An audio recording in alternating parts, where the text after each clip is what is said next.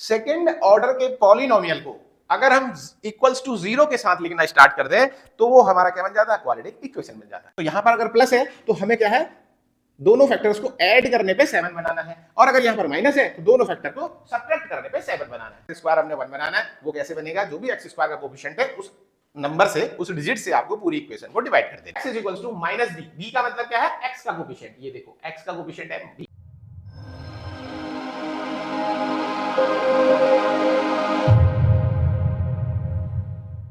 Hello learners, स्वागत है आपका आपकी अपने YouTube चैनल प्लस लर्निंग में। मैं हूं आपका मेंटोर एससी पांडे और आज हम लेकर के आए हैं आप लोगों के लिए क्वाड्रेटिक इक्वेशन। तो चलिए क्वाड्रेटिक इक्वेशन क्या होता है, बिना किसी देरी के इस पर चर्चा करते हैं। तो क्वाड्रेटिक इक्वेशन देखिए बच्चे, तो हमारा एक चैनल है प्लस लर्निंग जिससे आप लोग तक ये वीडियो पहुंच रहा है, तो प्लीज इसको सब्सक्राइब और शेयर करिए ताकि ज्यादा से ज्यादा लोग इस चीज का लाभ उठा सके। तो चलिए अब हम स्टार्ट करते हैं क्वाड्रेटिक इक्वेशन। तो क्वाड्रेटिक इक्वेशन होता क्या है, अगर हमारे पास कोई एक अलजेब्रिक एक्सप्रेशन दिया हुआ है ax square plus bx plus c, ठीक है, तो ये हमारे पास क्या है, अलजेब्रिक एक्सप्रेशन है। तो आप लोगों ने पॉलिनोमियल चैप्टर में पढ़ा होगा कि ऐसे अलजेब्रिक एक्सप्रेशन जिनकी डिग्री 2 होती है, ठीक है, यहां पर देखो जो आपके पास वेरिएबल यूज हो रहा है इसकी डिग्री क्या है, 2 है। तो ऐसे पॉलिनोमियल जिनकी डिग्री क्या होती है, 2 होती है, यानी कि सेकंड ऑर्डर के पॉलिनोमियल्स को अगर हम इक्वेशंस की फॉर्म में लिखना स्टार्ट कर दें, ठीक है। अब इक्वेशंस क्या होते हैं, ऐसे अलजेब्रिक एक्सप्रेशन जिसमें इक्वल टू का साइन इन्वॉल्व होता है, ठीक है ना। तो ऐसे अलजेब्रिक एक्सप्रेशन जिसमें इक्वल टू का साइन इन्वॉल्व होता है, ऐसे अलजेब्रिक एक्सप्रेशंस को हम क्या कहते हैं, इक्वेशंस कहते हैं, ठीक है। तो अब हमारे पास क्वाड्रेटिक इक्वेशन आ रही है, तो यानी कि सेकंड ऑर्डर के पॉलिनोमियल को अगर हम इक्वल्स टू जीरो के साथ लिखना स्टार्ट कर दें तो वो हमारा क्या बन जाता है, क्वाड्रेटिक इक्वेशन बन जाता है। तो बस इतनी सी बात, यानी कि ax square plus bx plus c is equals to zero हमने अगर लिख दिया तो ये हमारे पास क्या हो गया, एक क्वाड्रेटिक इक्वेशन हो गया। आगे बात समझ में। तो क्वाड्रेटिक इक्वेशन, अब मैं इसको थोड़ा सा एग्जांपल की फॉर्म में आपको समझा देता हूं। जैसे 2x square plus 3x plus 5 is equals to 0, ये एक क्वाड्रेटिक इक्वेशन हो गया। या फिर आपने लिख दिया क्या, 2y square plus 5y plus 7 is equals to 0, ये भी एक क्वाड्रेटिक एक्सप्रेशन हो गया, ठीक है। अब अगर मैं इसको ऐसे लिख दूं x plus 1/x is equals to 7, तो ये भी एक क्वाड्रेटिक एक्सप्रेशन है। अब इसमें बच्चे कहेंगे सर ये कैसे क्वाड्रेटिक इक्वेशन है, अरे भैया तो जब आप इसको एलसीएम लोगे तो देखो x को x से मल्टीप्लाई कर दोगे तो x स्क्वायर बन जाएगा plus 1/x is equal to 7 हो जा रहा है। अब ये x इधर चला जाएगा तो नाउ हमारे पास क्या बन गया, x square plus 1 is equals to 7x, और we can write as x square minus 7x plus 1 is equals to 0। आ गई बात समझ में। तो ये सारे एक्सप्रेशन जिसमें पॉलिनोमियल की डिग्री क्या हो, अगर 2 हो, यानी कि जो भी वेरिएबल आपके इक्वेशंस में यूज हो रहा है उसकी पावर अगर 2 है, तो ऐसे सारे एक्सप्रेशंस को हम क्या कहते हैं, क्वाड्रेटिक इक्वेशंस कहते हैं। आ गई बात समझ में। नाउ अभी आपसे कह रहा है कि a जो है वो आपका 0 नहीं होना चाहिए, तो इसका भी क्या लॉजिक है, ax square plus bx plus c में अगर a ही 0 हो गया, ठीक है, अगर मान लेते हैं a 0 हो गया, अब a 0 हो जाने से देखो a का टर्म 0 यानी कि x स्क्वायर का टर्म 0, तो देखो bx प्लस c आपके पास इक्वेशन बन रही है, जो कि क्या है, ये एक लीनियर इक्वेशन है, क्योंकि क्वाड्रेटिक इक्वेशन में तो x की पावर 2 होनी चाहिए, यानी कि यूज्ड वेरिएबल की पावर क्या होनी चाहिए, मैक्सिमम 2 होनी चाहिए, 3 नहीं होनी चाहिए। 3 होने पर तो क्यूबिक हो जाएगा, ठीक है। तो मैक्सिमम आपकी 2 होनी चाहिए और मिनिमम भी 2 ही होनी चाहिए। तो ओवरऑल ऐसे अलजेब्रिक एक्सप्रेशन जिनकी हम इक्वेशंस फॉर्म कर रहे हैं, तो उनकी जो पावर है वो क्या होनी चाहिए, 2 होनी चाहिए, ठीक है। तो अगर पावर 2 है तो ऐसे अलजेब्रिक एक्सप्रेशंस को हम क्वाड्रेटिक इक्वेशंस कहते हैं। क्लियर हो गई होगी बात। चलिए अब method of solving the quadratic equation. तो देखिए अब जब हम इक्वेशन बना रहे हैं तो इक्वेशन बनाते क्यों है, सिंपल सी कहानी।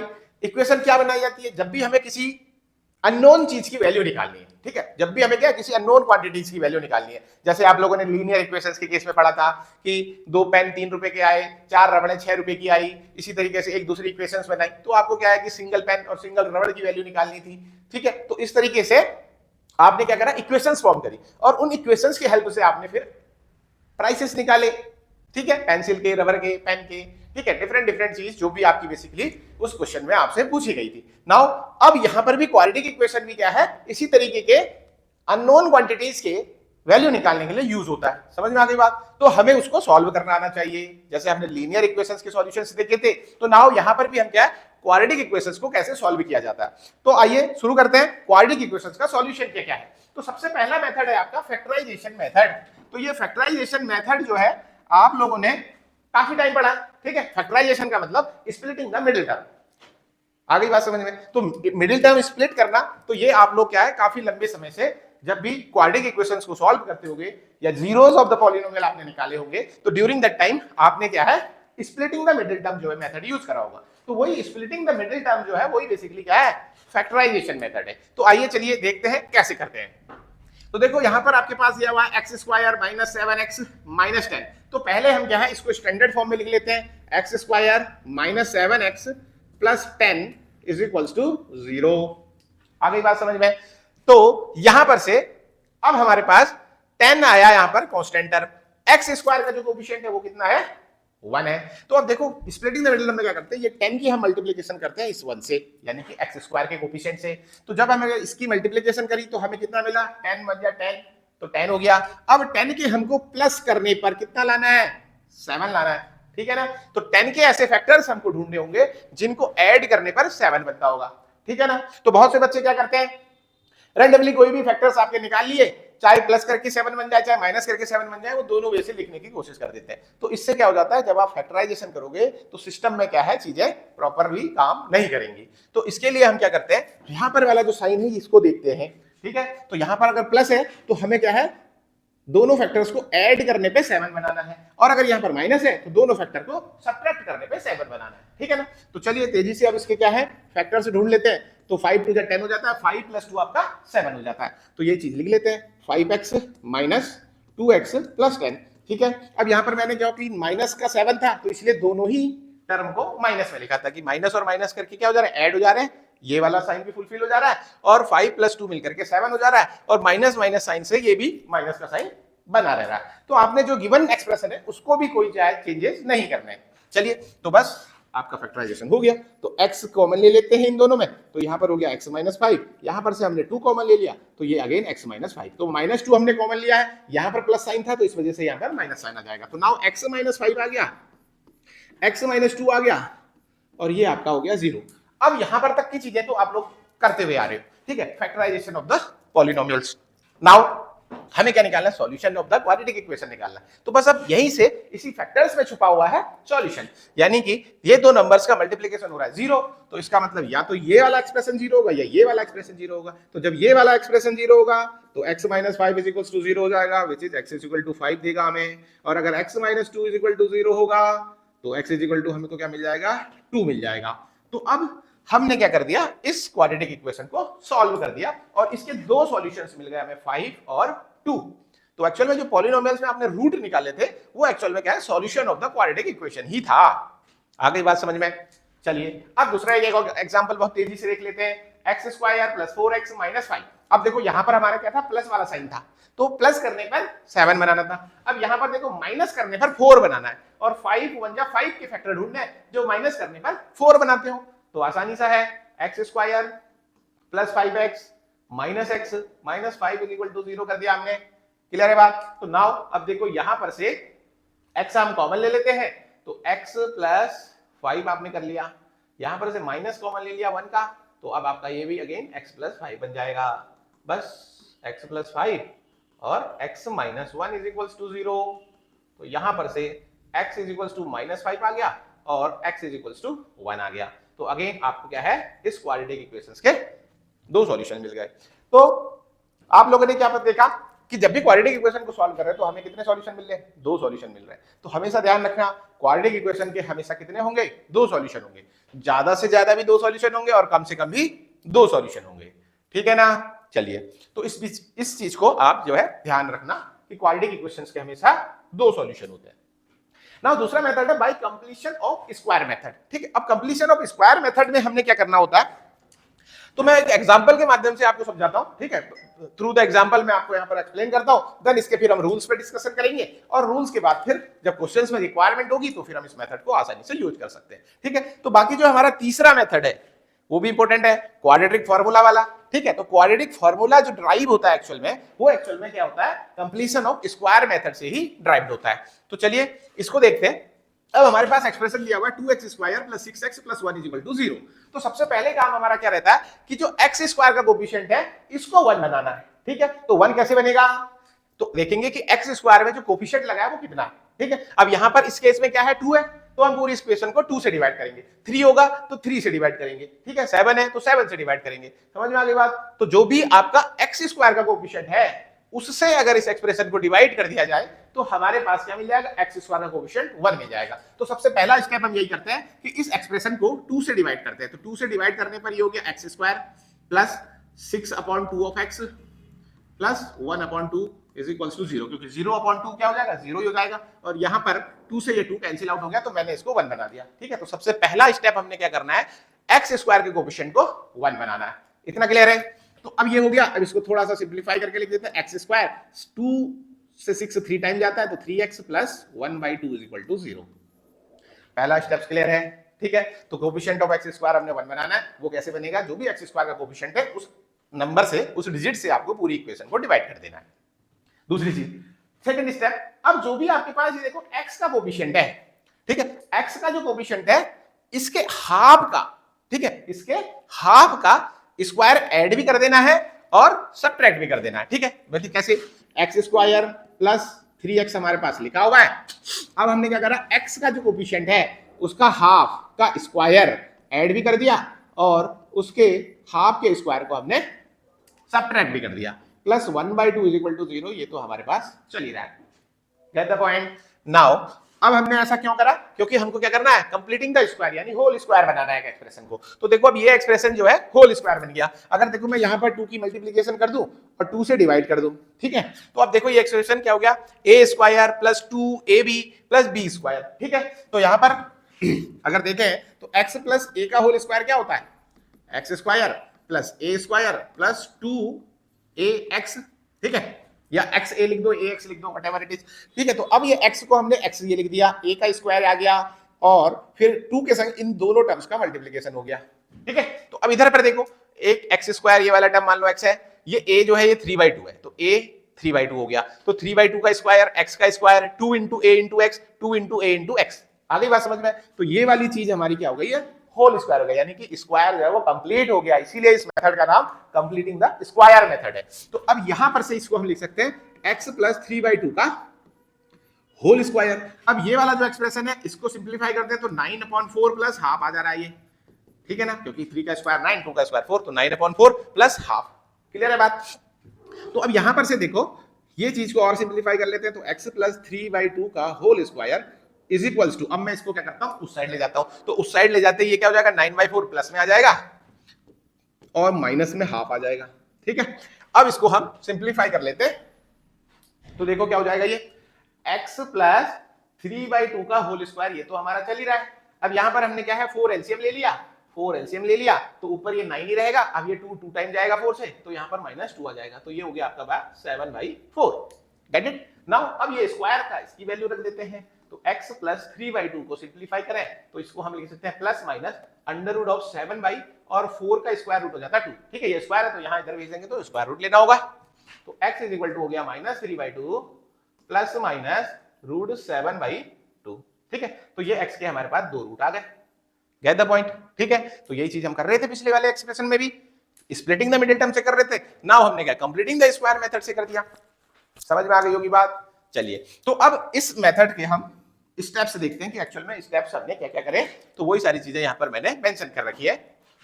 तो क्या करना है, make the coefficient of x square to 1। ठीक है, तो मैंने आपको बताया था कि जो भी आपके पास x स्क्वायर का कोएफिशिएंट है उसको 1 कर देना है। और कैसे करना है, जो भी x स्क्वायर का कोएफिशिएंट होगा उस कोएफिशिएंट से पूरी इक्वेशन को डिवाइड कर देना है। ठीक है, add and subtract the square of the half of the coefficient of x and simplify. ठीक है, तो अब आपने क्या करना है, add and subtract the square of half of the coefficient of x। ठीक है, तो मैंने बोला था कि जो x का कोएफिशिएंट है उसके स्क्वायर को, उसके हाफ के स्क्वायर को ऐड भी कर देना और सब्ट्रैक्ट भी कर देना है। तो जिससे हमारे पास क्या हो जाएगा, कंप्लीटिंग द स्क्वायर पूरा हो जाएगा। देन हमारे पास एक्सप्रेशन क्या हो जाएगा, a square minus b square, a plus b, a minus b is equal to 0 की फॉर्म में हमारी इक्वेशन बन गई। ठीक है, अब ये कैसे बनी देखो यहां पर, तो ये a स्क्वायर, अब इसको हम ऐसा भी लिख सकते हैं माइनस b स्क्वायर। ठीक है, आ गई बात समझ में। तो a square minus b square की फॉर्म में हमारी इक्वेशन बन जा रही है। ठीक है, तो equate each factor equal to 0, the values of x so obtained are required zeros of the given quantity। Equation. आगे बात समझ में है, ठीक है ना। तो इस तरीके से हम क्या करते हैं, कंप्लीटिंग द स्क्वायर मेथड को भी यूज करते हैं for the solution of quadratic equation. इतनी बात क्लियर है। चलिए तो नेक्स्ट टॉपिक पर मूव करें, बाय द क्वाड्रेटिक फार्मूला। ठीक है, तो अब नेक्स्ट जो तीसरा मेथड है वो है हमारे पास क्वाड्रेटिक फार्मूला का यूज करते हुए सॉल्यूशन। ठीक है, तो यहां पर हमारे पास अगर इक्वेशन ax² + bx + c = 0 की फॉर्म में गिवन है, ठीक है, तो ये हमारी क्या होती है, स्टैंडर्ड क्वाड्रेटिक इक्वेशन होती है। तो कोई भी इक्वेशन इस फॉर्म में अगर है तो वो क्या है, क्वाड्रेटिक इक्वेशन है। तो उसका जो सॉल्यूशन होता है वो क्या होता है, x = -b ± √b² - 4ac/2a। Clear है। तो ये फॉर्मूला क्या कहलाता है, श्रीधराचार्य फॉर्मूला, या आज के टाइम पर इसको हम क्वाड्रेटिक फॉर्मूला के नाम से भी जानते हैं। ठीक है, तो इसको हम क्या कहते हैं, क्वाड्रेटिक फॉर्मूला, या फिर ये श्रीधराचार्य फॉर्मूला के नाम से जाना जाता है। ठीक है, तो ये आपको क्या है, याद रखना है। तो देखो यहां पर x = -b, b का मतलब क्या है, x का कोफिशिएंट। ये देखो x का कोफिशिएंट है b, प्लस माइनस √b², यानी कि फिर अगेन x के कोफिशिएंट का स्क्वायर माइनस 4x² का कोफिशिएंट इनटू कांस्टेंट टर्म। ठीक है, अपॉन में आ गया 2a। इतना क्लियर है, बस वेरी सिंपल। अब चलो बहुत तेजी से इसका मैं प्रूफ आपको बता देता हूं। तो प्रूफ कैसे होगा, ये फॉर्मूला आया कैसे। ठीक है, तो देखो हमारे पास एक्सप्रेशन था ax² + bx + c = 0। हाँ, कंप्लीटिंग द स्क्वायर के लिए हम क्या करते हैं, x² के टर्म को 1 बनाते हैं। तो इस पूरी इक्वेशन को a से डिवाइड कर देते हैं। तो ये हो जाएगा x² + b/a(x) + c/a = 0।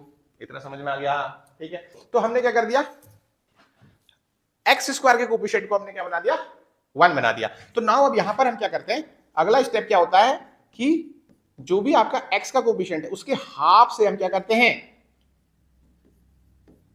उसके हाफ का स्क्वायर को ऐड करते हैं, उसके हाफ के स्क्वायर को सबट्रैक्ट भी करते हैं। ठीक है ना।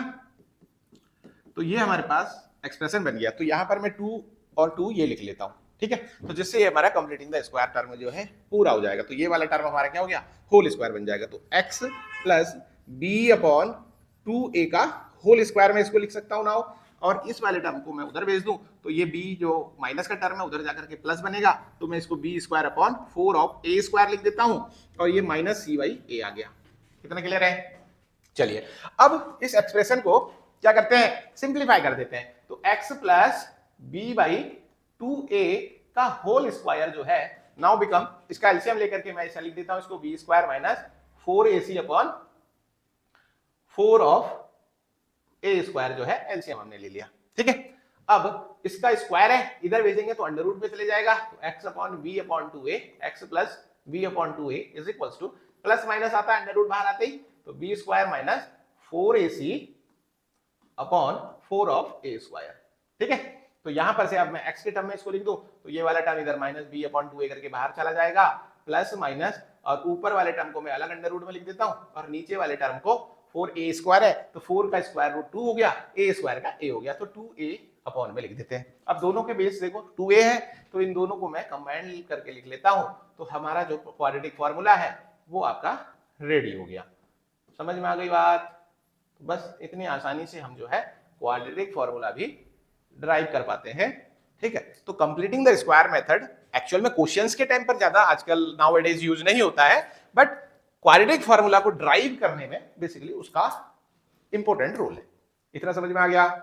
चलिए तो अब देखते हैं आगे क्या है, relation between roots and the coefficient of the quadratic equation. ठीक है, तो ये चीजें बेसिकली आप लोगों ने already relation between roots and the coefficient polynomial chapter में पढ़ी है। तो मैं बेसिकली क्विक रिव्यू देता हूं, क्योंकि क्वाड्रेटिक इक्वेशन हम यूज कर रहे हैं तो वहां पर भी इनकी जरूरत गाये बगाए पड़ जाती है। तो चलिए देखिए, अगर आपके पास ax² + bx + c = 0 कोई क्वाड्रेटिक इक्वेशन है और उसके रूट अल्फा एंड बीटा है, तो देन अल्फा + बीटा = -b/a होता है, और अल्फा × बीटा = c/a होता है। ये सब आप लोग भली भांति जानते हो, पॉलिनोमियल चैप्टर पढ़ा है आप लोगों ने। ठीक है, तो अल्फा + बीटा = -b/a, यानी कि ये ax² + bx + c अगर है तो ये b/a, यानी कि अगर मैं इसको ऐसे लिख दूं तो अल्फा + बीटा यानी सम ऑफ द रूट्स। ठीक है, ये क्या है, सम ऑफ द रूट्स। ठीक है, तो ये क्या हो जाता है, माइनस का साइन b यानी कि x का कोफिशिएंट, तो coefficient of x upon a क्या है, कोफिशिएंट ऑफ x²। क्लियर है बात। ठीक है, तो ये हमारे पास सम ऑफ द रूट्स हो गया। फिर अगला चल जाए अल्फा × बीटा। ठीक है, अल्फा × बीटा क्या है, c/a, यानी कि प्रोडक्ट ऑफ द रूट्स। ठीक है ना। तो प्रोडक्ट ऑफ द रूट सी क्या है यहाँ पर, कांस्टेंट टर्म, और ए क्या अगेन एक्स स्क्वायर का कोफिशिएंट। तो बस यही चीज हम यहाँ पे लिख देते हैं। तो constant term upon coefficient of x square, ठीक है। तो ये हमारे पास क्या आ गया, प्रोडक्ट ऑफ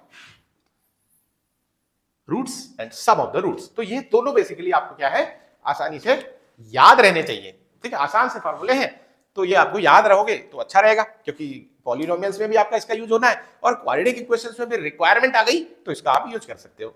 आगे बात समझ में। चलिए, तो ये मैंने क्योंकि रिवीजन दे दिया आपको। अब उसके बाद alpha beta are the root of the quadratic equation, then the equation can be written as, ठीक है। तो अब देखो, अगर आपके पास अल्फा और बीटा यानी root of the quadratic equation दिए गए हुए हैं, तो आपसे कह रहा है कि इक्वेशन बनाओ, ठीक है। तो पहले क्या देता था, इक्वेशन देता था, सॉल्यूशन निकालो कहता है। अब आपको सॉल्यूशन दे दिया, क्वेश्चन बनाओ कह दे रहा है, ठीक है। इस तरीके से समझो इसको। तो अब आपको क्या करना है, सॉल्यूशन से क्वेश्चन बनाना है। तो देखो क्या होता है, डायरेक्ट इसका एक फॉर्मूला है, x square minus sum of the roots into x plus product of the roots is equal to 0। आगे बात समझ में। तो ये आपके पास क्या है, इक्वेशंस फॉर्मेशन हो गई। अब मैं इसको थोड़ा सा एक्सप्लेन कर दूं आसानी से, ताकि आपको ये याद रहे। जैसे आपके पास जो इक्वेशन होती है क्वाड्रेटिक इक्वेशन, वो क्या होती है, A X square plus B X plus C is equal to 0, ठीक है। ये आपने पढ़ी है। अब मैंने कहा कि मैं ए को डिवाइड कर देता हूं पूरी इक्वेशन को। तो देखो ये क्या बन जा रहा है, x square b upon a of x plus c upon a is equal to 0।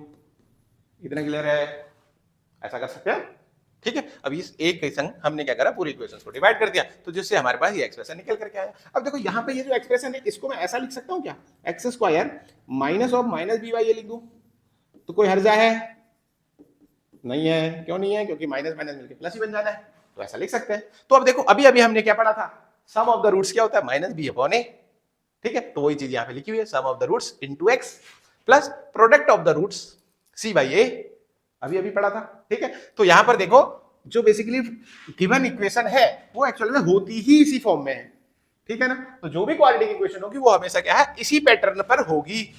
इसीलिए ये फॉर्मूला ड्राइव हुआ है कि अगर आपको क्वाड्रेटिक इक्वेशन फॉर्म करनी है तो x square minus sum of the roots into x plus product of the roots, ठीक है। क्लियर हो गई बात। चलिए, अब क्वेश्चंस पर आ जाते हैं कुछ। The root of the quadratic equation आपको फाइंड आउट करना है, ठीक है। क्वाड्रेटिक इक्वेशन आपको दिया हुआ है x plus 1 upon x is equals to 3, ठीक है। तो अगर हम इसको सिंप्लीफाई करते हैं तो देखो ये हो जा रहा है x square plus 1 is equals to 3x, और ultimately x square minus 3x plus 1 is equals to 0।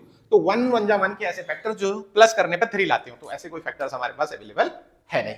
तो इसके लिए हम क्या डाला यूज करेंगे, क्वाड्रेटिक फार्मूला, ठीक है। तो जब भी आपको क्या है, स्प्लिटिंग द मिडिल टर्म आप किसी भी क्वाड्रेटिक इक्वेशन को सॉल्व करते समय यूज नहीं कर पा रहे हो, तो ड्यूरिंग दैट टाइम आपको ध्यान रखना है कि आपको अब क्वाड्रेटिक फार्मूला यूज कर लेना है। तो चलिए क्वाड्रेटिक फार्मूला यूज कर लेते हैं। तो x इज इक्वल टू क्या हो जाता है, माइनस बी, तो यहाँ पर माइनस ऑलरेडी है तो प्लस 3 हो जाएगा, ये plus minus under root of b का स्क्वायर यानी 3 का स्क्वायर हो गया 9 माइनस 4ac, a की वैल्यू भी 1 है, c की वैल्यू भी 1 है, तो 4 इंटू 1 हो गया अपॉन 2a यानी 2 इंटू 1 हो गया, ठीक है। तो डायरेक्ट फॉर्मूला में हमने ये चीज रख दी। तो अब इसको सिंप्लीफाई करना कौन सा मुश्किल है, ठीक है ना। तो ये हो गया 3 प्लस माइनस 9 में से 4 चला गया, अंडर रूट ऑफ 5 अपॉन आ गया 2, ठीक है। तो इस एक्सप्रेशन को दो सॉल्यूशन के रूप में लिख सकते हैं, एक बार प्लस ले लेते हैं, एक बार माइनस ले लेते हैं। तो हमारे पास 3 प्लस रूट 5 अपॉन 2 एक सॉल्यूशन हो गया, 3 माइनस रूट 5 अपॉन 2 हमारा दूसरा सॉल्यूशन हो गया, ठीक है। तो ये दो हमारे रूट्स हो गए, यानी कि ऑप्शन नंबर जो सी है वो करेक्ट ऑप्शन है। आ गई होगी बात समझ में। तो यूजिंग द क्वाड्रेटिक फार्मूला हम आसानी से इसको सॉल्व कर सकते हैं। तो इस क्वेश्चन के थ्रू मैंने आपको ये भी बता दिया कि किस तरीके से क्वाड्रेटिक फार्मूला यूज होता है for the solution of quadratic equation. चलिए, तो नेक्स्ट क्वेश्चन पे मूव करते हैं।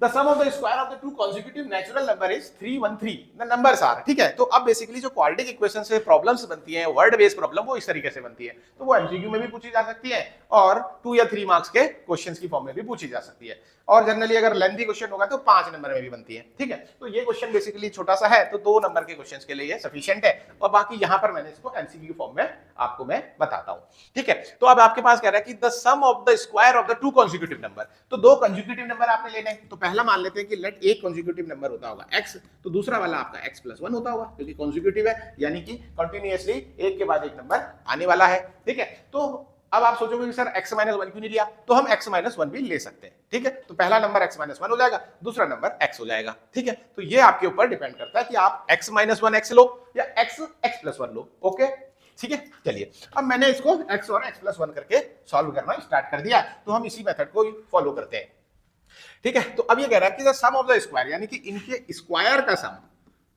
ठीक है, वो आपका कितना हो जा रहा है, 313 हो जा रहा है, गेट द पॉइंट। बस अब इसको क्वाड्रेटिक इक्वेशन ये बन गई, सॉल्व कर देते हैं। तो एक्स स्क्वायर, इसका होल स्क्वायर खोल दें, तो x square plus 1 plus 2x is equals to 313, ठीक है। तो यहाँ पर x और x मिलकर के 2x स्क्वायर हो गया, प्लस ये 2x हो ही रहा है, और 313 जो है इधर आकर के नेगेटिव बनेगा, तो 1 इसमें से घट जाएगा, तो माइनस 312 इज इक्वल टू 0 हो गया।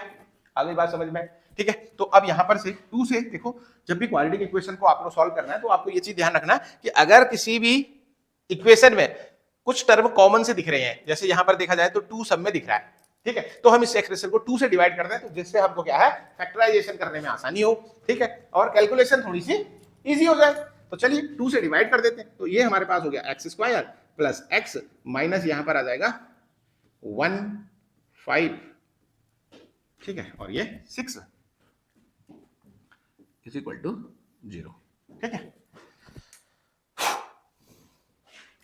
आगे बात समझ में, 156 हमारा क्या है, इसको सिंपलीफाई करने पर मिल गया। नाउ अब हमारे पास देखो एक्सप्रेशन बन गया है ऐसा, 156 बन जाओ, 156 कैसे फैक्टर, सो माइनस करने पर 1 बनाते हो, तो इतना बड़ा नंबर माइनस करने पर 1 बन जाए, तो ऐसा पॉसिबल थोड़ा सा कम ही है, तो हम इसको डायरेक्टली क्वाड्रेटिक फॉर्मूला लगा देते हैं। तो x इज इक्वल्स टू क्या हो जाएगा, b क्या है यहाँ पर 1 है, और a क्या है 1 है, तो minus b plus minus under root of b का square minus 4 into minus 156c हो गया, और यहाँ पर 1 जो है a हो गया, अपॉन 2a यानी कि 2 हो गया, ठीक है, क्योंकि a की वैल्यू 1 है। तो माइनस 1 प्लस माइनस 1 माइनस, तो यहाँ पर अब ये माइनस माइनस मिलकर के प्लस हो जाएंगे, तो यहाँ पर देखो 6 4 जा 24 की 4 कैरी हो गया 2, 15 15 4 जा 60 और 2 6 24 हो गया, ये अपॉन में 2 आ गया, तो यहाँ पर से 625 आ गया, ठीक है। अब 625 का स्क्वायर रूट आप लोग सब जानते होंगे, तो वो होता है प्लस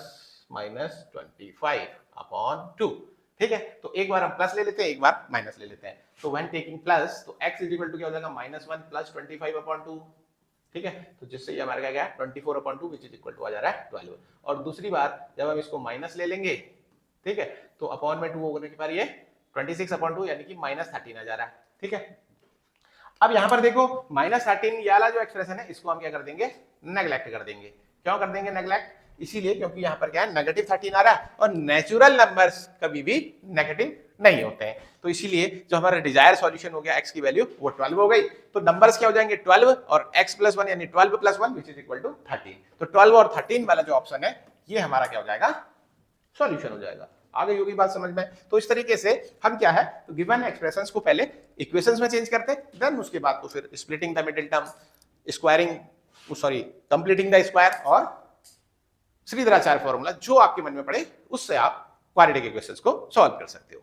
चलिए नेक्स्ट क्वेश्चन है, if one root of the quadratic equation इतना is 2, the value of k निकालनी है, ठीक है। तो आपसे कह रहा है कि इस क्वाड्रेटिक इक्वेशन का एक सॉल्यूशन 2 है, आपको k की वैल्यू निकालनी है। तो वेरी सिंपल सा क्वेश्चन है, देखो 2x square plus kx minus 6 is equal to 0 हमारे पास इक्वेशन है, और इसका एक सॉल्यूशन 2 है। अगर 2 इसका सॉल्यूशन है, तो इस इक्वेशन में 2 रखने पर LHS जो है वो RHS के बराबर हो जाएगा, बस। तो यहां पर हम 2 रख देते हैं, तो 2 इंटू 2 का स्क्वायर हो गया, प्लस k इंटू 2 हो जाएगा, माइनस 6 इज इक्वल टू 0, ठीक है। तो यहाँ पे 2 का स्क्वायर 4 4 टू 8, प्लस यहाँ पर इसको हम 2 के लिख देते हैं, माइनस 6 इज इक्वल टू 0। तो अब देखो माइनस 6 और 8 मिलकर के माइनस 2 हो जाएगा, सॉरी प्लस 2 हो जाएगा, और उधर जाने पर ये माइनस 2 हो जाएगा, तो 2k इज इक्वल टू क्या हो गया, माइनस 2, और k is equals to minus 2 upon 2 is equals to minus 1, ठीक है। तो यहाँ पर हमारे पास k की वैल्यू क्या आ गई, माइनस 1 आ गई, ठीक है। तो इस तरीके से हमने क्या करा, इस रूट को गिवन इक्वेशन में रख दिया, जिससे LHS और RHS बराबर हो जाएंगे, तो हमारे पास जो अननोन क्वांटिटी k है उसकी वैल्यू निकल करके आ गई, ठीक है। तो k इज इक्वल टू क्या हो गया, माइनस 1 हो गया। क्लियर है बात। चलिए तो नेक्स्ट क्वेश्चन की तरफ मूव करते हैं। 1 year ago a man was 8 times as old as his son. Now his age is equal to the square of his son's age. Their present age is r. ठीक है, तो आपको क्या करना है, प्रेजेंट एज बतानी है, और कुछ कंडीशंस आपको इस क्वेश्चन में दी गई है, ठीक है। तो उसके बेसिस पर सबसे पहले हम इक्वेशन मान लेते हैं, ठीक है। तो देखो क्या कह रहा है, 1 year ago a man was 8 time as old as son. एक साल पहले एक जो फादर था वो अपने पुत्र से 8 टाइम बड़ा था, यानी 8 गुना बड़ा था, ठीक है। Now his age is equal to the square of his son's age. Now यानी कि प्रेजेंट एज बेसिकली क्या कह रहा है कि अपनी सन की स्क्वायर के इक्वल है। तो मान लेते हैं कि लेट सन्स एज मान लेते हैं, सन्स एज, ठीक है। सन्स एज क्या हो जाएगी, एक्स मान लेते हैं, ठीक है। तो फादर से एज क्या हो जाएगी, फादर से एज आपकी हो जाएगी एक्स स्क्वायर, क्योंकि कह रहा है प्रेजेंट एज कह रहा है now his age is equal to the square of his son age, अपने सन की एज की स्क्वायर है। तो यानी अगर सन की एज एक्स है तो फादर की एज एक्स स्क्वायर हो जाएगी। तो अब कह रहा है कि 1 ईयर एगो, पहले क्या है 1 ईयर एगो, तो एक साल पहले क्या हो जाएगी 1 ईयर एगो, सन से एज कितनी हो जाएगी, एक साल कम हो जाएगी। जैसे अभी आप लोगों की एज 15 ईयर है, 15 पिछले साल कितनी थी 14 थी, तो एक माइनस करा। वैसे ही अभी इसकी सन की एज x है, तो पिछले साल एक साल पहले x माइनस 1 रही होगी, और फादर की एज एक्स स्क्वायर है, तो फादर की एज क्या हो जाएगी एक्स स्क्वायर माइनस 1, ठीक है। तो अब जो दूसरी कंडीशन है, a man was 8 time as old as his son, ठीक है। तो 8 टाइम ओल्ड यानी कि फादर जो था वो एक्स स्क्वायर माइनस 1 एज का था, तब 8 time of his son age, अपने सन की एज का 8 गुना था, ठीक है। तो यहां पर से हमारे पास एक इक्वेशन जो है वो फॉर्म होगी, x square minus 1 is equal to 8x minus 8। ये 8x को इधर लेकर के चले जाते हैं तो माइनस बन जाएगा, ये माइनस 8 इधर जाएगा तो प्लस बनेगा, तो 8 में से 1 चला गया तो प्लस 7 हो गया, इज इक्वल टू 0। ये हमारे पास क्वाड्रेटिक इक्वेशन फॉर्म हो गई। नाउ 7 बन जा 7 के ऐसे वेक्टर जो प्लस करने पर 8 बनाते, तो 7 और 1 8 हो जाता है। तो ये हो जाएगा आपके पास X square minus 7x minus X plus 7 is equal to 0, ठीक है। तो यहां पर से हमने x कॉमन ले लिया तो x माइनस 7 हो गया, यहां पर से माइनस 1 कॉमन ले लिया तो x माइनस 7 हो गया, again x minus 7 x minus 1 is equal to 0। तो हमारे पास x की क्या वैल्यू निकल करके आ गई 7 और x की वैल्यू क्या हो गई 1 हो गई, ठीक है। तो अब यहां पर भी अगेन दो ऑप्शन है, ठीक है। तो पहला ऑप्शन है 7 और दूसरा ऑप्शन है 1। तो आप कौन सा वाला लें, ठीक है। तो दूसरा वाला 1 वाला है, ये नहीं ले सकते। क्यों नहीं ले सकते कि देखो जब x की वैल्यू 1 है तो जब फादर की एज करेंगे तो अगेन क्या हो गई एक्स स्क्वायर, 1 का स्क्वायर 1 ही होता है, यानी कि पिताजी और बेटाजी एक ही एज के हैं, तो ऐसा तो पॉसिबल हो नहीं सकता। आगे बात समझ में। तो चलिए अब हमारे पास बचा दूसरा ऑप्शन 7, तो यही हमारा क्या डिजायर आंसर हो गया। तो 7 हो गई बेटे की आयु और पिता की कितनी हो जाएगी 7 का square which is equals to 49। तो यहां पर ऑप्शन नंबर ए जो है इसका करेक्ट ऑप्शन है। आगे बात समझ में। बस इसी तरीके से अगर आपको कंसेप्ट पता है तो इक्वेशन फॉर्म करो, क्वाड्रेटिक इक्वेशन सॉल्व करो। चलिए नेक्स्ट क्वेश्चन की तरफ मूव करते हैं। If alpha beta are the root of the equation इतना, the equation whose roots are 1 upon alpha plus 1 upon beta, ठीक है। तो ये थोड़ा सा दिमागी क्वेश्चन है, आपको बस दिमाग लगाना है, बाकी चीजें आसान है। आपको इक्वेशन फॉर्म करनी है, तो फॉर्मेशन ऑफ क्वाड्रेटिक इक्वेशन वाला क्वेश्चन हो गया ये, ठीक है। आपसे कह रहा है कि इस इक्वेशन के जो रूट है वो अल्फा बीटा है, तो हम ये इक्वेशन तेजी से लिख लेते हैं। 2x square minus 3x minus 6 is equal to 0, ठीक है। अब इसके रूट्स कह रहा है अल्फा बीटा, यानी कि sum of the roots alpha plus beta जो हो जाएगा वो क्या हो जाएगा माइनस बी अपॉन ए। तो माइनस बी की वैल्यू माइनस 3 ऑलरेडी है, तो 3 अपॉन 2 हो गई, ठीक है। और अल्फा इंटू बीटा क्या हो जाएगा c अपॉन ए, तो minus 6 upon 2 which is equal to minus 3 हो गई, ठीक है। तो हमने यहाँ पर गिवन इक्वेशन से अल्फा प्लस बीटा और अल्फा इंटू बीटा की वैल्यू निकाल दी। अब ये कह रहा है कि ऐसे इक्वेशन बनानी है जिसके रूट 1 अपॉन अल्फा प्लस और 1 अपॉन बीटा होते हो, तो उस इक्वेशन को फॉर्म करते हैं। तो वो इक्वेशन क्या रही होगी x square minus 1 upon alpha plus 1 upon beta, ठीक है, into x plus 1 upon alpha into 1 upon beta is equal to 0, ठीक है। तो जो क्वाड्रेटिक इक्वेशन बनने वाली है वो इस तरीके से बनेगी। क्या होती थी x square minus sum of the roots into x plus product of the roots. तो जो इक्वेशन बनानी है उसके रूट्स क्या है 1 अपॉन अल्फा और 1 अपॉन बीटा। तो इससे हमारे पास ये इक्वेशन हमने फॉर्म कर ली। तो नाउ अब यहां पर देखो 1 अपॉन अल्फा इंटू बीटा, यानी अल्फा इंटू बीटा की वैल्यू तो हमारे पास माइनस 3 है, लेकिन इसकी वैल्यू नहीं है, तो पहले इसको सिंप्लीफाई कर लेते हैं। तो ये हो जाएगा एक्स स्क्वायर माइनस, अब देखो यहां पर हम अगर एलसीएम ले लें तो ये beta plus alpha upon alpha beta हो जाएगा, ठीक है, into x plus 1 upon alpha beta, ठीक है। अभी मैं इसको ऐसे लिख देता हूं, वैल्यूज में आप रखते हैं, ठीक है। तो देखो अल्फा प्लस बीटा की वैल्यू हमें पता है, अल्फा बीटा की वैल्यू हमें पता है, अब इस पर रख देते हैं, इक्वेशन मिल जाएगी। तो x square minus alpha plus beta की वैल्यू है 3/2 और अल्फा बीटा की वैल्यू है -3, ठीक है, of x plus 1 upon -3 is equals to 0, ठीक है। तो अब यहाँ पर इसको सिंप्लीफाई कर दें, तो ये 3 जो है अपॉन में 2 से मल्टीप्लाई होगा, तो 3 से 3 कट गया, तो ये हो गया -½ और ये प्लस हो जाएगा, तो x square is equal to plus 1/2 of x minus 1/3 is equals to 0। अब देखो यहाँ पर क्या है, 1 अपॉन के फॉर्म में इक्वेशंस बन रही है, लेकिन ऑप्शंस में ऐसा कुछ नहीं है, तो इन दोनों का एलसीएम लेकर के देखते हैं। तो हमने एलसीएम ले लिया 6, तो ये हो जाएगा 6 of x square plus 3x minus 2 is equals to 0। तो ये हमारे पास डिजायर इक्वेशन आ गई, 6x square plus 3x minus 2 is equals to 0। आ गई बात समझ में? ठीक है, तो इस तरीके से क्वाड्रेटिक इक्वेशंस के क्वेश्चन जो है सॉल्व होते हैं। तो समझ में आ गई होंगी बातें, तो आशा करता हूं मैं सारी चीजें आप लोगों को समझ में आई होंगी। तो आज का लेक्चर हम यहीं पे वाइंड अप करते हैं, फिर मिलते हैं नेक्स्ट लेक्चर में। Thank you very much.